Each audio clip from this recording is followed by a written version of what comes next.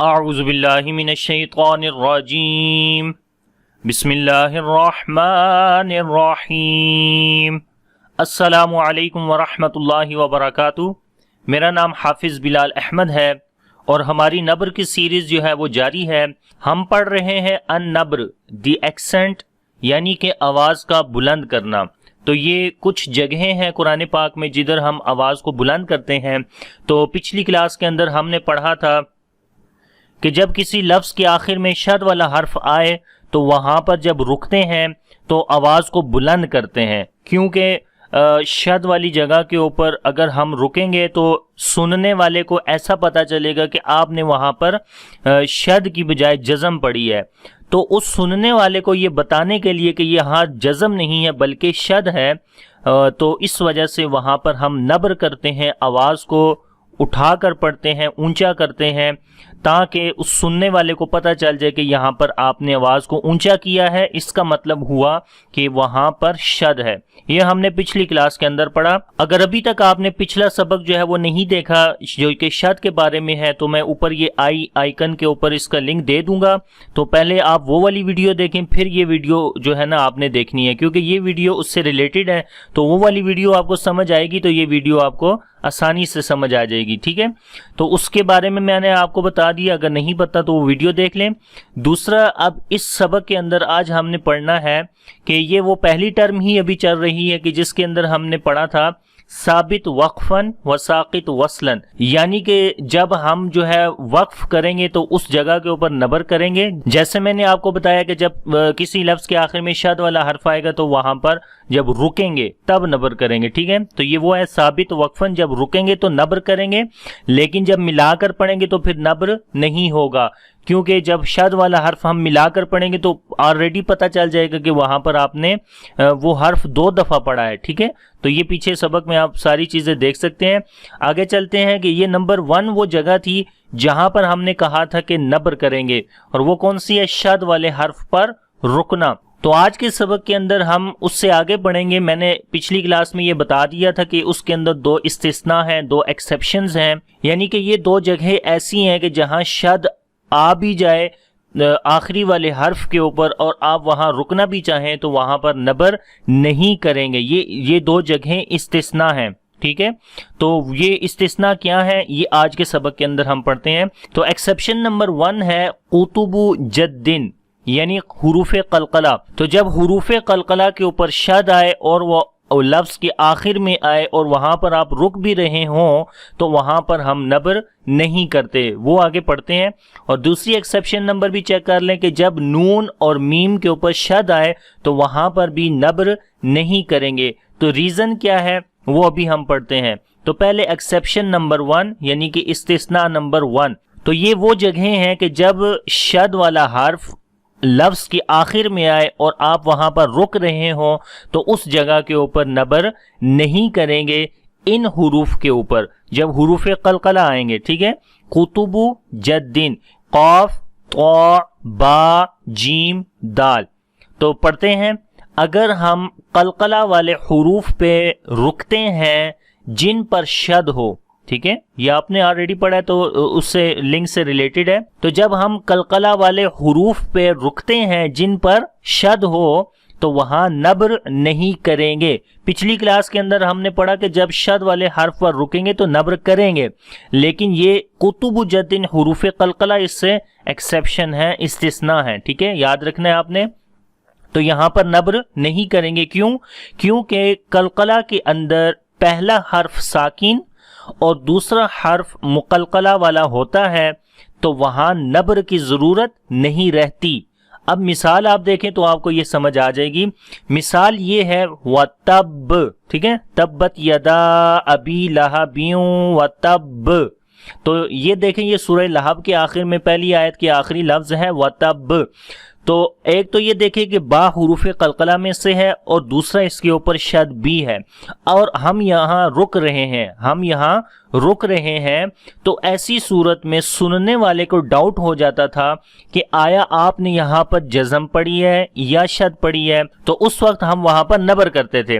لیکن یہاں پر نبر کی ضرورت کیوں نہیں پڑتی؟ کیونکہ قلقلہ کی وجہ سے، یہ دیکھیں یہاں پر لکھا ہے کہ پہلا حرف اس کے اندر ساکن ہے، یعنی قلقلہ کے اندر پہلا حرف ساکن ہے۔ اب یہاں پر یہ دیکھیں کہ اصل میں یہ شد والا جو با ہے یہ آیا کیسے ہے؟ شد والا با ایسے آیا کہ یعنی کہ یہاں پر دو با تھے، پہلا با جو تھا وہ ساکن تھا، یعنی اس کے اوپر سکون کا سائن تھا، جزم تھی، اور دوسرا جو با تھا اس کے اوپر زبر تھی۔ تو ادغام کے قاعدے کے مطابق پہلا حرف ساکن ہے، دوسرا متحرک ہے، تو جب ان دونوں کو آپس میں ادغام کریں گے، مرج کریں گے، ملا دیں گے، تو یہ ایک شد والا حرف جو ہے وہ بن جاتا ہے۔ تو یہ تو ادغام کا قاعدہ ہے، اس کے مطابق یہاں پر شد والا حرف آ گیا۔ اس کا مطلب یہ ہوا کہ یہاں پر با دو دفعہ ہے، ٹھیک ہے۔ اب ہم اپنے قاعدے کو غور سے دیکھیں گے پھر کہ قلقلہ والے حروف کے اوپر نبر کیوں نہیں کرتے؟ کیونکہ قلقلہ کے اندر پہلا حرف ساکن، تو یہاں دیکھیں پہلا حرف ساکن ہے اور دوسرا حرف مقلقلہ والا ہوتا ہے۔ مثال کے طور پر ہم جب قلقلہ کرتے ہیں تو کیسے کریں گے؟ ہم پڑھتے ہیں وَتَب، تو یہ پہلی با ہم نے ساکن والی پڑھی، تب با کی آواز آئی، ٹھیک ہے، تو یہ پہلا حرف ساکن ہوا، تو اس ساکن کی آواز آئی وَتَب، ٹھیک ہے، تو پہلا حرف ہم نے پڑھا وَتَب، تو آخر میں با کی آواز آئی، اور جب بعد میں ہم دوسرا حرف پڑھیں گے، یہ قلقلہ والا حرف ہوگا، تو پڑھیں گے ب، کیونکہ اس کو پڑھتے ہیں نا وَتَب۔ تو میں آپ کو سپیلنگ کے اندر بتا رہا ہوں جوڑ کر کے کہ کیسے دونوں حروف کی آواز جو ہے وہ واضح ہو کر آتی ہے قلقلہ کے اندر، کہ جس وجہ سے نبر کی ضرورت نہیں پڑتی۔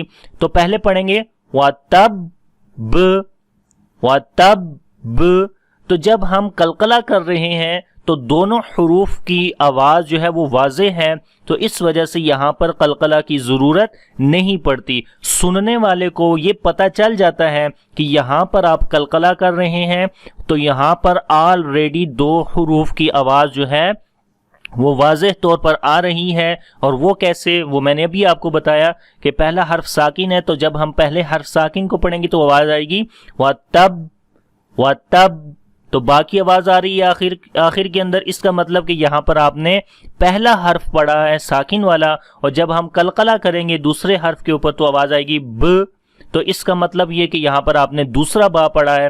تو جب دونوں با جو ہیں وہ واضح ہو جاتے ہیں پڑھنے کے اندر، تو اس وقت نبر کی ضرورت نہیں پڑتی۔ تو پڑھیں گے وَتَب، وَتَب، اور دوسری چیز جب ساکن والا حرف پڑھتے ہیں تو دونوں ہونٹ آپس میں مل جائیں گے، وَتَب، ٹھیک ہے، تو جب یہ دونوں ہونٹ آپس میں ملتے ہیں تو یہ پہلا ساکن حرف کا بتاتا ہے کہ یہ، کیونکہ جب کسی بھی حرف کے اوپر سکون کا سائن آتا ہے، جزم آتی ہے، تو اس کو جب پڑھتے ہیں تو وہ وہاں پر وہ جگہیں آپس میں مل جاتی ہیں۔ تو کیونکہ با جو ہے وہ یہ والا حرف ہونٹوں سے ادا ہوتا ہے، تو ہونٹوں کو تو اس حرف کو جب ہم جزم کے ساتھ پڑھیں گے تو ہونٹ مل جائیں گے، تو یہ پہلا حرف ساکن واضح ہو جاتا ہے وَتَب، اور پھر ہونٹوں کو ہم کھولیں گے، قلقلہ کریں گے تو ب کی آواز آئے گی۔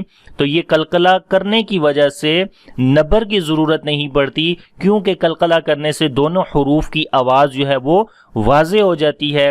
تو جب قلقلہ والے حروف کے اوپر شد آئے اور وہاں پر آپ رکیں تو وہاں پر پھر نبر نہیں کریں گے، یہ پہلی ایکسیپشن ہے۔ دوسری مثال اس کے اندر دیکھیں، پڑھتے ہیں الحق، تو اب جوڑ کے اندر دیکھیں کہ حق کیسے تھا، قاف کے اوپر شد کیسے آئی؟ وہی پہلا حرف ساکن تھا، یعنی اس کے اوپر سکون تھا، دوسرے کے اوپر پیش تھی، تو جب دونوں کو ادغام کے قاعدے کے مطابق ان کو ملایا تو یہ ایک حرف بن گیا، مشدد حرف، یعنی جس حرف کے اوپر شد ہو، تو پھر اس وقت اس کو پڑھیں گے الحق۔ تو پہلے حق جو ہوتا ہے یہ کیا ہوا؟ یہ ساکن حرف آپ نے پڑھا، اور جب بعد میں دوسرا قلقلہ کریں گے تو پھر آواز آئے گی ق، الحق، حق، ٹھیک ہے۔ تو اسی طریقے سے قاف کے مخرج کے اندر، یعنی کہ زبان کی جڑ اوپر تالو کے نرم حصے سے ملتی ہے، تو اس وقت ساکن حرف ادا ہوگا، تو پڑھیں گے الحق۔ تو جب حق کی آواز آئے گی تو یہ مخرج زبان کی جڑ اور تالو کا نرم حصہ مل گیا، تو یہ پہلا ساکن حرف ادا ہوا، یعنی کہ زبان کی جڑ کا تالو کے نرم حصے سے ملنا یہ چیز واضح کرتا ہے کہ یہاں پر آپ نے ابھی ساکن حرف پڑھا ہے۔ اور دوسرا جب قلقلہ کریں گے تو پتہ چل جائے گا کہ یہاں پر اب دوسرا حرف آپ نے زبر زیر پیش والا پڑھا ہے، کیونکہ وہاں پر رکے ہیں تو اس وجہ سے وہاں قلقلہ کیا ہے۔ تو پڑھیں گے الحق، الحق، ٹھیک ہے، تو یہاں پر نبر کی ضرورت نہیں پڑتی۔ ویسے بھی اگر یہاں پر اگر نبر کرنے کی ہم کوشش بھی کریں تو وہ بڑا عجیب سا لگتا ہے، جیسے الحق، تو مطلب ضرورت ہی نہیں ہے۔ جب ایک چیز واضح ہے، دونوں حروف واضح ہو گئے ہیں، تو نبر کی ضرورت نہیں رہتی۔ تو یہاں پر ایک اور چیز میں آپ کو واضح کر دوں کہ یہاں پر قلقلہ کی ہم نے بات کی، تو اس کے اندر ایک اور چیز ہے کہ کب قلقلہ والے حروف پر نبر کریں گے۔ بھائی ہم نے ابھی پڑھا کہ قلقلہ والے حروف پر نبر کی ضرورت نہیں رہتی، تو پھر آپ کیوں کہہ رہے ہیں کہ کب قلقلہ والے حروف پر نبر کریں گے؟ تو یہ سمجھ لیں کہ استثناء کے اندر ایک اور استثناء آ گئی ہے، یعنی کہ اب یہ والی جگہیں جب آئیں گی قلقلہ والے حروف کے اوپر، تو وہاں پر پھر قلقلہ والے حروف پر بھی نبر کریں گے۔ تو وہ کون سی جگہ ہے؟ تو یہ لکھی ہوئی ہے، جب قلقلہ والے حروف مد لازم کلمی مستقل کے بعد آئیں، ٹھیک ہے، جب قلقلہ والے حروف مد لازم کلمی مستقل کے بعد آئیں، تو پہلے آپ کو مد لازم کلمی مستقل کا پتہ ہونا چاہیے، تو پھر آپ کو پتہ چل جائے گا کہ یہاں پر نبر کیوں کریں گے۔ تو یہاں پر مثال دیکھیں کہ میں آپ کو سمجھا دیتا ہوں کہ مد لازم کیا ہوتی ہے۔ مد لازم جب حروف مدہ، تو یعنی حروف مدہ تین ہوتے ہیں، الف، واو اور یا۔ جب الف سے پہلے زبر آئے تو وہ الف مدہ ہوتا ہے۔ تو یہاں پر مد لازم کی جو ڈیفینیشن ہے وہ یہ ہے کہ جب حروف مدہ کے بعد، یعنی یہاں پر الف مدہ ہے تو الف مدہ کے بعد اگلا حرف سکون اصلی والا ہو، یعنی اس کے اوپر جو سکون ہو وہ اس کا اصلی ہو۔ تو یہاں پر یہ دیکھیں قاف، بیسیکلی یہ جو ریئل ایگزامپل ہے وہ قاف کے اوپر شد ہے، ٹھیک ہے۔ تو کیونکہ شد کا میں نے آپ کو بتایا کہ شد آتی کیسی ہے، یعنی کہ اس کے اندر پہلا حرف ساکن والا ہوگا، دوسرا حرف قاف کے نیچے زیر والا ہوگا، جیسے یہ اوپر میں نے وَتَب کے اندر بتایا، ٹھیک ہے۔ تو یہاں پر بھی سیم ہے کہ پہلا حرف ساکن ہے، دوسرا حرف کے نیچے زیر ہوگی، تو اس وجہ سے یہاں پر جو ہے وہ کیا ہے، ہم کہہ سکتے ہیں کہ حروف مدہ کے بعد اگلا حرف سکون اصلی والا ہے، ٹھیک ہے، یعنی اس کے اوپر اصلی سکون ہے، ادھار نہیں ہے، بلکہ اس کی اپنی جو ہے وہ سکون ہے، جزم ہے، تو اس کو بولتے ہیں مد لازم۔ یعنی حروف مدہ کے بعد اگر اگلے حرف کے اوپر سکون اصلی ہو، تو یہ جو قاف کے اوپر سکون ہے، جزم ہے، یہ اس کی اصلی ہے، ادھار نہیں لی گئی ہے ایک چیز، تو یہ ہوگی مد لازم۔ اب کلمی کیسے ہوئی؟ کلمی ایسے ہوئی کہ یہ کلمی کا مطلب ہوتا ہے کلمہ، کلمہ سے نکلا ہے، تو یعنی کہ یہ جو حروف مدہ کے بعد اگلے حرف کے اوپر سکون اصلی ہوگا، یہ ایک لفظ کے اندر ہونا چاہیے۔ تو یشاق ایک لفظ ہے، تو اس وجہ سے یہ کلمی ہو گئی۔ اور مستقل کیسے ہوئی؟ مستقل ایسے ہوئی، تو مستقل کی تعریف یہ ہے کہ جب حروف مدہ کے بعد آگے والا حرف سکون اصلی بالتشدید ہو، بالتشدید یعنی شد والے کے ساتھ ہو۔ پہلے سکون مد لازم کی جو ڈیفینیشن تھی وہ سکون اصلی تھی خالی، اب مزید اس کے اندر جو اس کی قسمیں ہوتی ہیں وہ انشاءاللہ مدود والے اسباق کے اندر ہم پڑھیں گے۔ تو یہاں پر خالی یہ سمجھ لیں کہ جب حروف مدہ کے بعد شد والا حرف آ جائے، ٹھیک ہے، کیونکہ وہ بھی سکون اصلی بالتشدید ہوتا ہے، تو یعنی کہ پہلے اس کے اوپر جزم ہے، پھر جزم اور زیر والا حرف ملیں گے تو وہ ایک شد والا حرف بن جائے گا، تو ہم یہ کہیں گے، تو مستقل کی تعریف ہم یہ کریں گے کہ جب حروف مدہ کے بعد آگے والا حرف سکون اصلی بالتشدید ہو، اور آسان لفظوں میں یہ کہہ سکتے ہیں کہ حروف مدہ کے بعد آگے والے حرف کے اوپر شد ہو، تو اس وقت ہم کہیں گے کہ وہ مد لازم کلمی مستقل ہے۔ تو امید ہے کہ مد لازم کلمی مستقل کی آپ کو سمجھ آ گئی ہوگی۔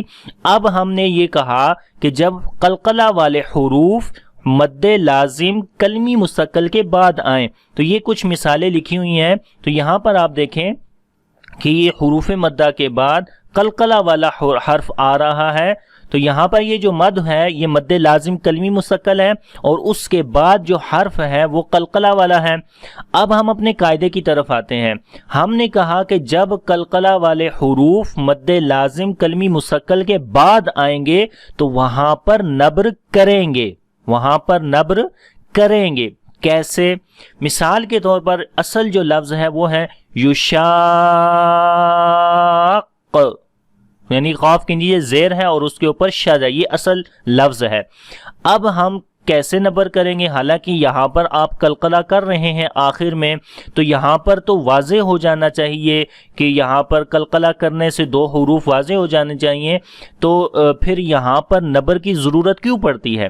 یہ ایک سوال ہے۔ تو اس کا جواب یہ ہے، کلاس تھوڑی سی لمبی ہو رہی ہے لیکن معذرت، تو میں یہ چیزیں اصل میں سمجھانا بہت ضروری ہیں، اس وجہ سے میں آپ کو بتا رہا ہوں کہ یہ جو مد ہوتی ہے نا، مد لازم کلمی مستقل، اس کے آنے کی وجہ سے جو قاف کا پہلا ساکن حرف ہوتا ہے، یعنی یہ سمجھے کہ جب قاف کے اوپر پہلا حرف ساکن ہوگا، وہ جو ہے وہ ڈیڈ ہو جاتا ہے، اس کی آواز کی سمجھ نہیں آتی کہ آپ نے مد لازم کلمی مستقل کرنے کے بعد جو قلقلہ کیا ہے، قلقلہ والے حرف کی آواز تو آئے گی، لیکن اس کے بیچ میں جو ساکن حرف ہوگا، جیسے اوپر ہم نے تب کے پڑھا، پہلا باس حرف ساکن ہے، دوسرا متحرک ہے، تو اس میں ہم پڑھ رہے تھے تب، کیونکہ ادھر کوئی مد نہیں تھی، اس کے بیچ میں تا اور با کے بیچ میں کوئی مد نہیں تھی، ڈائریکٹ تھے، تو ڈائریکٹ کے اندر جو پہلا ساکن حرف ہے اس کی آواز ہمیں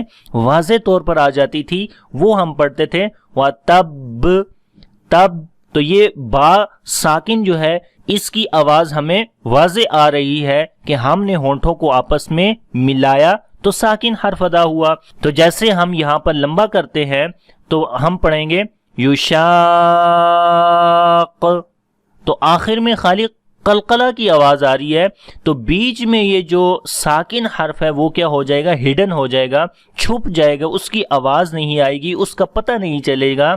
تو یہ وہی جگہ ہو گئی ہے کہ اب شد والے حرف پہ ہم رک تو رہے ہیں، اور شد والا حرف قلقلہ والا بھی ہے، تو یہاں پر پتہ نہیں چل رہا کہ آپ نے جو ہے وہ پہلا جو ساکن حرف تھا وہ پڑھا ہے یا نہیں پڑھا، کیونکہ جب ہم اس کی مثال پڑھتے ہیں تو ہمیں خالی قاف کے نیچے جو زیر ہے، یعنی کہ جب قلقلہ کرتے ہیں تو اس حرف کی آواز آتی ہے، جو اس سے پہلے ساکن حرف ہے اس کی آواز نہیں آ رہی، اور ساکن حرف یعنی کہ اس کے اوپر جب جزم ہو، ٹھیک ہے، تو یہ جو پہلا ساکن حرف ہوگا یہ کیا ہو جائے گا؟ یہ ڈیڈ ہو جائے گا، یہ اس کا پتہ ہی نہیں چلے گا کہ آپ نے اس کو پڑھا ہے یا نہیں پڑھا۔ اور یہ کب ہوتا ہے؟ کہ جب مد آپ کرتے ہیں تو اس کے بعد ڈائریکٹ جب پڑھیں گے تو اس پہلے ساکن حرف کی آواز ہمیں آ جائے گی، جیسے ہم نے کہا وَتَبْ، لیکن یہاں پر پہلے ساکن حرف کی آواز چھپ جائے گی، پتہ نہیں چلے گا، ڈیڈ ہو جائے گی۔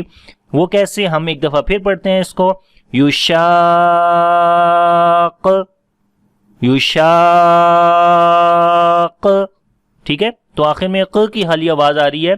تو اب پہلے ساکن حرف کو واضح کرنے کے لیے ہم یہاں پر نبر کریں گے، تو اس نبر سے ہمیں یہ پتہ چل جائے گا کہ پہلا حرف آپ نے ساکن پڑھا ہے اور دوسرا پھر قلقلہ والا پڑھا ہے۔ وہ کیسے اب کریں گے؟ تو اب ہم اس کو نبر کے ساتھ پڑھیں گے، تو نبر کے ساتھ اس کی آواز آئے گی یشاق، ٹھیک ہے، تو جب ہم نبر کریں گے تو یہ حرف ساکن کو واضح کرے گا۔ دوبارہ پڑھتے ہیں یشاق، یشاق، تو یہ جو یہ جو ہم آواز کر رہے ہیں یہ ساکن حرف کو واضح کر رہا ہے، اور یہی نبر ہے، پہلے ساکن حرف کے اوپر نبر ہو جائے گی، دوسرا حرف مقلقلہ والا ہے یعنی اس کے اوپر قلقلہ ہو جائے گا۔ تو اس طریقے سے مد لازم کلمی مستقل کے بعد اگر جو ہے وہ قلقلہ والا حرف شد کے ساتھ آ جائے اور وہاں پر آپ رکیں تو پھر نبر کریں گے پہلے ساکن حرف کو واضح کرنے کے لیے، ٹھیک ہے۔ امید ہے کہ یہ آپ کو سمجھ آ گئی ہوگی۔ اب دوسری مثال اس کے اندر دیکھیں کہ اگر یہاں پر ہم بغیر نبر کے پڑھیں گے تو خالی دال کی آواز قلقلہ والی آئے گی، پہلا ساکن حرف چھپ جائے گا۔ کیسے؟ من حاد، ٹھیک ہے، تو یہ جو پہلا ساکن حرف ہے وہ کیا ہو گیا؟ چھپ گیا، ہڈن ہو گیا، ڈیڈ ہو گیا۔ اور شد والے حرف کے اوپر پہلا حرف ساکن تھا اور دوسرا متحرک تھا، تو پہلا ساکن ہم واضح کریں گے نبر کے ساتھ، تو پڑھیں گے من حاد، من حاد، تو یہ آواز کو جو ہم اونچا کر رہے ہیں ملاتے وقت یہ نبر ہے، ٹھیک ہے۔ تو نبر کی تعریف بھی یہی تھی کہ آواز کو اونچا کرنا ہے، بلند کرنا ہے، اس خاص جگہ کے اوپر جو جگہ ہڈن ہو جاتی ہے تاکہ سننے والے کو وہ واضح کرنا ہے ہم نے کہ یہاں پر ایک ساکن حرف بھی ہے جس کی آواز کو ہم نے واضح کیا ہے. اگر اس کو بغیر نبر کے پڑھیں گے تو وہ میں نے آپ کو بتا دیا کہ کیسے ہوگا. ٹھیک ہے, تو دوبارہ پڑھتے ہیں نبر کے ساتھ. من حاد, تو یہ حاد, تو امید ہے کہ یہ مثال بھی آپ کو سمجھ آ گئی ہوگی. اب آخری مثال سورہ حاقہ کے اندر ہے. پہلا لفظ ہی حاقہ ہے. اگر بغیر نبر کے پڑھیں گے تو کیسے آواز آئے گی؟ اب بغیر نبر کے آواز آئے گی الحاقۃ. تو پتہ نہیں چل رہا کہ ہا کے بعد آپ نے قاف کے اوپر شد پڑھی ہی ہے یا نہیں. سننے والے کو خالی یہ پتہ چلے گا کہ آپ نے قاف کے اوپر زبر پڑھی ہے, ملایا نہیں ہے, حالانکہ قاف کے اوپر شد ہے. تو ملاتے تب ہیں کہ جب پہلا حرف ساکن کو بھی واضح ہو. اس کو دوبارہ پڑھتے ہیں. بغیر نبر کے کیسے ہوگا؟ الحاقۃ. ٹھیک ہے, تو اس میں ہا اور قاف کو جو ہم ملا رہے ہیں وہ واضح نہیں ہو رہا. ٹھیک ہے, حالانکہ قاف کے اوپر شد ہے. تو اس کو واضح کرنے کے لیے ہم یہاں پر نبر کریں گے, جس سے قاف کے اندر جو پہلا ساکن حرف ہے یا جیسے اس طریقے سے, تو وہ واضح ہو جائے گا. تو پہلا حرف جو ہے وہ نبر کے ساتھ واضح ہو جائے گا, یعنی جس حرف کے اوپر سکون ہوگی, اور دوسرا جو قاف ہوگا وہ زبر کے ساتھ ہم قاف زبر قا کی آواز کے ساتھ پڑھیں گے. دوبارہ پڑھتے ہیں. تو یہاں پر اب ہم قلقلہ کے ساتھ پڑھیں گے تو آواز آئے گی الحاقۃ. حاقۃ, تو حاق, تو یہ حق جو ہو رہی ہے یہ پہلے ساکن قاف کو واضح کر رہا ہے کہ یہاں پر ایک ساکن جو ہے وہ قاف ہے. اس کا مطلب کہ ہم یہاں پر جو نبر کر رہے ہیں یہ وہ ساکن حرف واضح ہو رہا ہے, اور دوسرا ہم نے قاف زبر قا پڑھ دیا تو ہو گیا نبر کے ساتھ الحاقۃ. تو اب واضح ہو گیا کہ یہاں پر دو حروف ہیں. تو یہ وہ جگہ ہے جب قلقلہ والے حروف جو ہے مد لازم کلمی مثقل کے بعد آئیں تو وہاں پر آپ جو ہے وہ نبر کریں گے. تو امید ہے کہ یہ نبر کے بارے میں آپ کو یہاں پر سمجھ آ گئی ہوگی, جو کہ استثناء کے اندر ایک اور استثناء تھی وہ میں نے آپ کو سمجھا دی. لیکن پھر بھی اگر اس کے اندر سمجھ نہ آئی ہو تو آپ کمنٹس میں مجھ سے پوچھ سکتے ہیں. اب ہم دوسری ایکسیپشن کے اندر چلتے ہیں.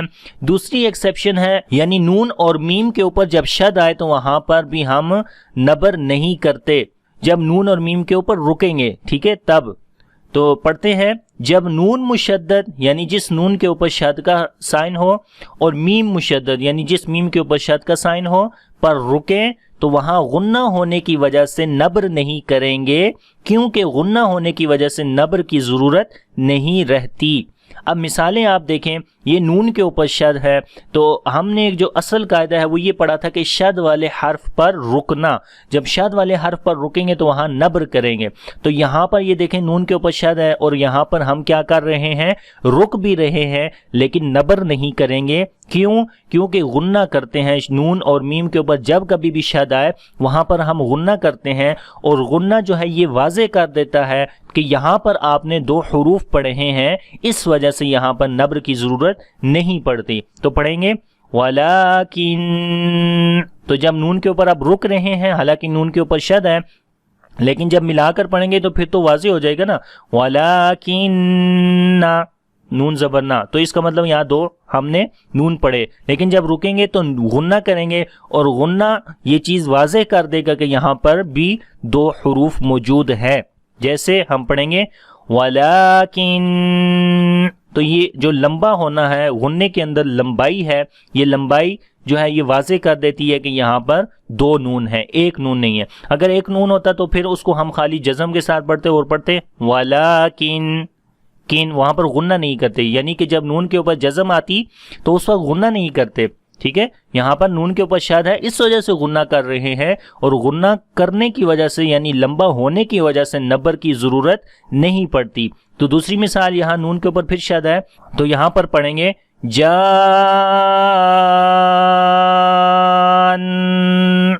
ٹھیک ہے, تو اس نون کے اوپر غنہ کرنے سے ہمیں نبر کی ضرورت نہیں رہتی. دوبارہ پڑھیں گے جان.